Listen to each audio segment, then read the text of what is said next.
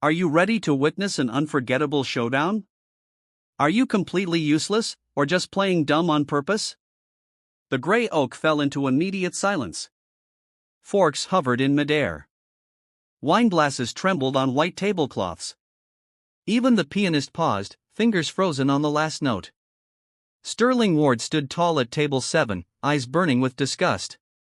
His crimson suit glinted under the chandelier light, and his voice sliced through the dining room with sharp, practiced cruelty. I specifically requested someone competent, he barked. And instead, you send me this, what? Some useless waiter again. This is why I hate eating here. Your staff are nothing but trash. Bottom-feeding, low-class, filthy trash. No one responded. No one ever did. Then came the soft steps of a new figure approaching from the side. A young black woman, poised, calm, back straight, walked toward him with a notepad in hand, and a polished wine bottle held effortlessly in her left. Sterling looked her up and down and sneered. Oh, great. More garbage. What are you? He laughed coldly. Some sewer rats someone scraped up from the storm drain. Maya Williams, sir, she said evenly. I'll be your server this evening. You'll be nothing, he snapped. You people don't belong in a place like this. God knows how many germs you're dragging in with you. Maya remained still. Her blouse was spotless, tucked neatly into her navy skirt. Her voice didn't shake. I'm here to make sure your experience is seamless, sir. May I start with your preferred wine selection? Sterling scoffed. You don't know what you're talking about. I've been to Bordeaux more times than you've cleaned your shoes. She gestured calmly toward the menu. You've circled the Sierra, sir. I can bring you a Malbec instead if that's your preference. I know what I asked for, and if you get it wrong, I'll have someone fired again. Yes, sir. Maya returned a minute later, uncorking a new bottle. With practiced grace, she poured exactly 1/3 of the glass and held the bottle label forward. This is the 2016 Malbec from Mendoza. Aged 18 months in French oak, bold, dry with dark fruit on the finish. Sterling eyed the wine suspiciously. You memorized that off the bottle? No, sir. I studied wine pairings before coming here. He sipped. He didn't spit it out this time. Maya waited. All right, he muttered. Not the worst. I'm glad it's acceptable, sir. Would you like to pair it with the filet mignon or the duck confit tonight?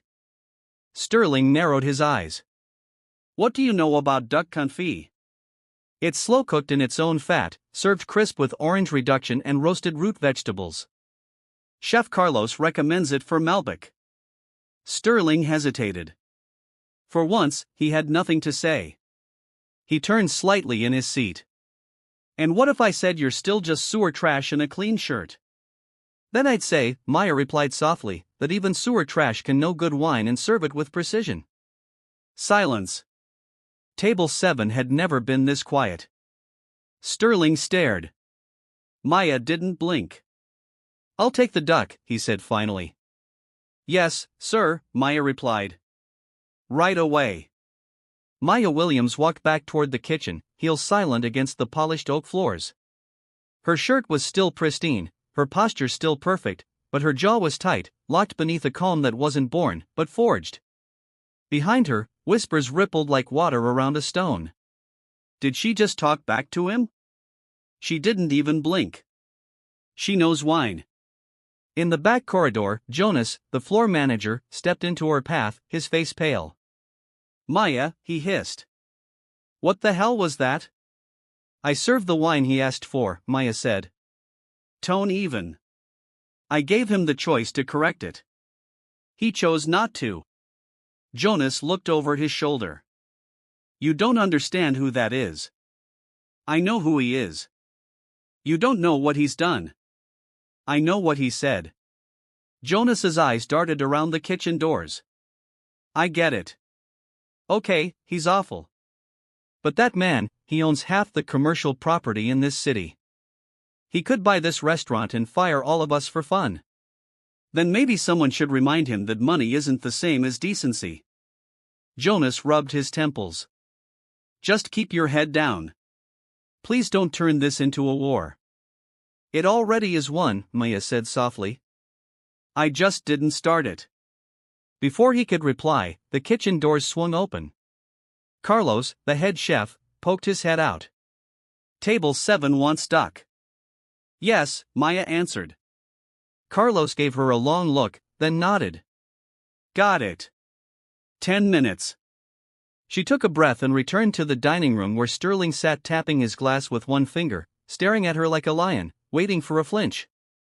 She didn't give him one. Maya checked the bread service at table 4, topped off the sparkling water at table 11, smiled at the elderly couple near the fireplace. Her movements were efficient, graceful. She knew how to move in a space like this. She always had. What she didn't know was how to shrink. Sterling watched her every move. When she returned to his table with a fresh napkin and wiped the edge of his bread plate, he leaned back. So where'd they dig you up? I applied, she answered. They just hand out jobs to sewer rats now. Maya's voice didn't change. Only to those who pass the wine knowledge exam. Sterling's mouth twitched. He didn't smile, but he wasn't sneering either. You think being smart makes you better? No. Maya replied. I think being kind does. He grunted and looked away. From across the room, Miguel watched. The older server stood half hidden behind a tall tray stand. He'd worked there 12 years. He'd seen Sterling destroy careers, reduce grown men to silence. But Maya had just stood there. Miguel, Maya whispered as she passed him. Could you cover table 9 for 2 minutes? He nodded silently. Back in the kitchen, Maya washed her hands slowly. Steam rose from the basin. Her fingers trembled just slightly under the warm water.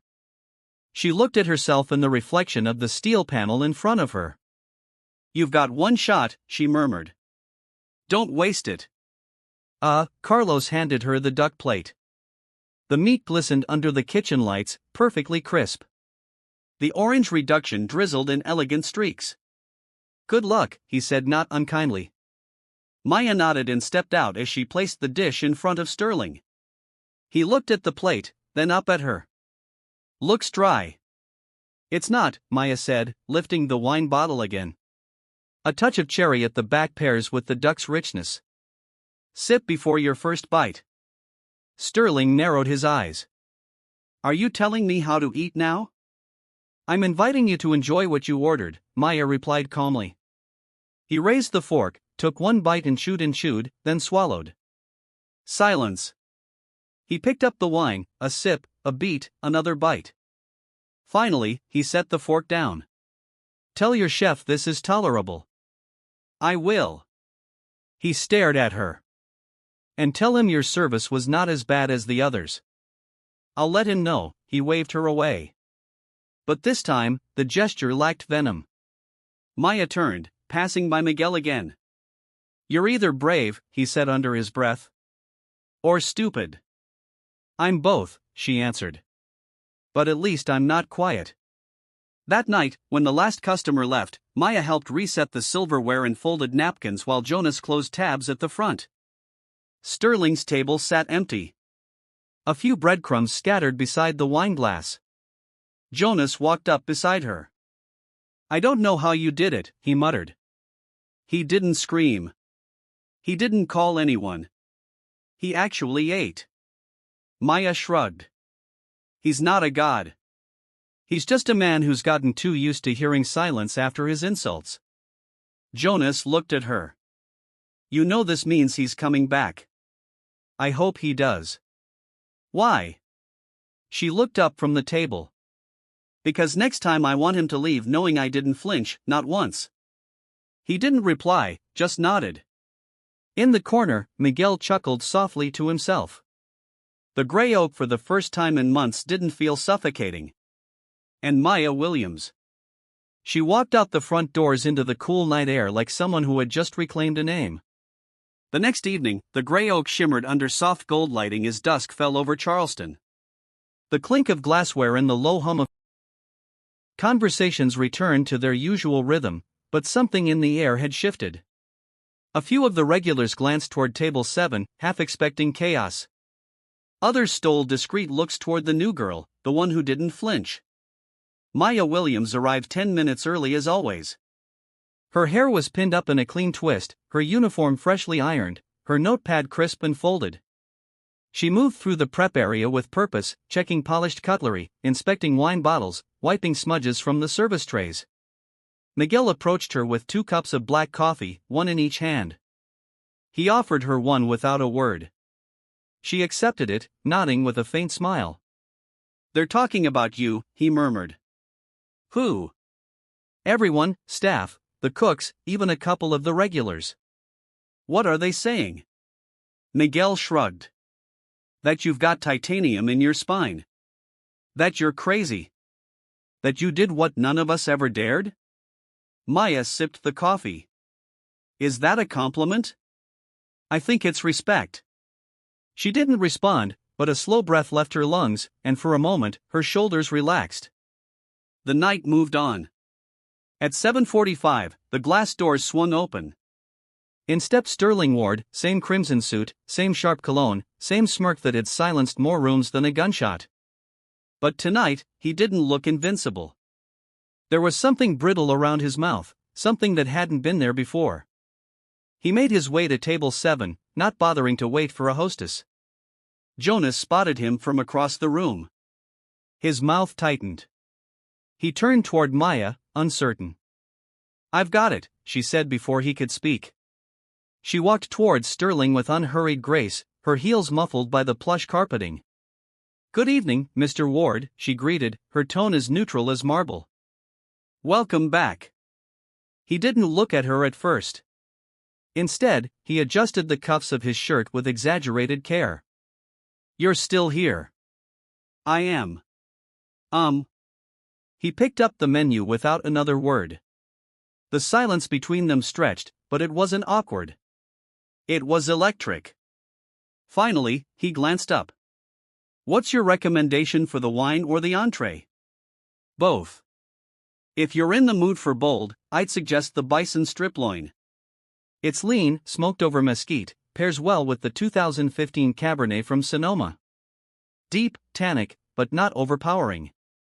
Sterling raised a brow. "And if I'm in the mood for something subtle, then I'd bring the sea base with lemon caper sauce and a chilled Gruner Veltliner from Austria." "You know that off the top of your head?" "I know my craft." He nodded slowly, then closed the menu. "Bring me the sea base and that Austrian wine." "Yes, sir." As she turned away, Sterling added, "You're not what I expected." Maya paused but didn't turn back. "You never looked long enough to expect anything real." And back in the kitchen, Carlos raised his eyebrows as she called the order. "You really just served Sterling Ward again?" "Yes." "And he's still alive for now." Carlos let out a rare laugh. "You want the fish grilled or pan-seared?" "Pan-seared?" "He's in a delicate mood." As the order was being plated, Jonas stepped in beside her. He said something to the owner. He whispered. Maya blinked. "What?" "Last week. After you stood up to him, he called Roland's office." What did he say?" Jonas glanced at the kitchen door. "That you were unfit to serve refined clientele." Maya stared at him, unmoving, and Roland didn't even return the call. That's the real story no one's telling. She picked up the wine and the tray. "I'll make sure he doesn't have a second reason to call." Jonas touched her elbow lightly. "You already gave us all one reason to stay." She nodded once, then pushed back into the dining room. Sterling watched her approach with an unreadable look. Not anger, not smugness, something else. She served the wine with quiet precision. Can Maya keep her composure under this pressure? From BUP Stories, stay tuned to see how this unfolds. He sipped the wine, then the sea base, his fork pausing midair. "Not bad," he muttered. "I'm glad you think so, sir." Maya replied, her voice steady. He leaned back, studying her. You've got nerve. I've got a job to do, she said. He grunted, then waved her off. As she walked away, the room seemed to exhale. Could this be the turning point for Maya and the Grey Oak? From BUP Stories, don't miss what happens next. Later, Jonas approached her at the bar. He didn't complain this time. Maya, he said quietly, you're changing things here. She smiled faintly. Maybe it's time they changed. The next night, the Grey Oak buzzed with a different energy. Customers whispered about the server who stood up to Sterling Ward. Maya moved through the tables, her presence a quiet rebellion. And Sterling? He returned, week after week, his insults fading, his respect growing. From BUP Stories, this is a story of courage that reshaped a restaurant and a community.